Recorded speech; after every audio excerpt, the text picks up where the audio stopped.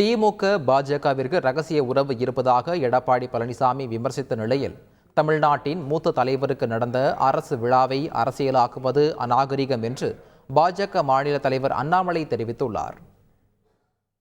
முன்னேற்ற கழக ஆட்சி இருக்கின்ற பொழுது பொன்மனச்செம்மல் புரட்சி தலைவர் எம்ஜிஆருடைய நூற்றாண்டு வருகின்ற பொழுது அதை கொண்டாடுகின்ற விதமாக நாங்களும் 100 ரூபா நாணயம் வெளியிட்டோம். அப்ப நாங்களே வெளியிட்டோம். பாரதிய ஜனதா கூட்டணி இருக்கும்போது கூட நாங்கள் கூப்பிடல.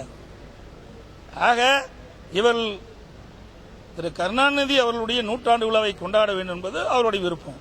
100 ரூபா நாணயம் வெளியிடுவது அவருடைய விருப்பம். ஆனால் வெளியிடுவது யார் என்றுதான் கேள்வி. ஏன் திரு ராகுல் காந்தி கூட்டு வந்து இதை வெளியிட்டுக்கலாம்ல? இதிலிருந்து திராவிட முன்னேற்ற கழகம் பாரதிய ஜனதாவும் ரகசிய உறவு இருப்பது வெட்ட வெளிச்சமாகிறது. ரகசிய உறவுனா பாரதிய ஜனதா கட்சி தொடக்கூடாத கட்சியா? பாரதிய ஜனதா கட்சி கண்ணில் பார்க்கக்கூடாத கட்சியா?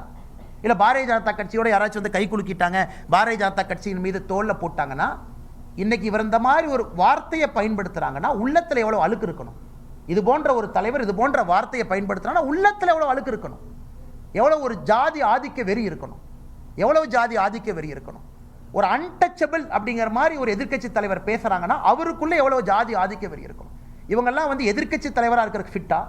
இவங்கெல்லாம் முன்னாள் முதலமைச்சர் என்கின்ற பொறுப்புக்கு இவர்களுக்கு அழகா? பாரதிய ஜனதா கட்சி என்ன தப்பு பண்ணுச்சு? பர்மிஷன் கேட்டீங்க, பர்மிஷன் கொடுத்தாங்க. அதுவும் வந்து குறிப்பாக நீங்க பார்த்திருப்பீங்க, அது எங்கேயும் செய்யாத ஒரு விஷயத்தை கலைஞர் கருணாநிதி ஐயாவுக்கு செய்யப்பட்டிருக்கிறது. தமிழ் வாழ்க அப்படிங்கிற வாக்கியம்.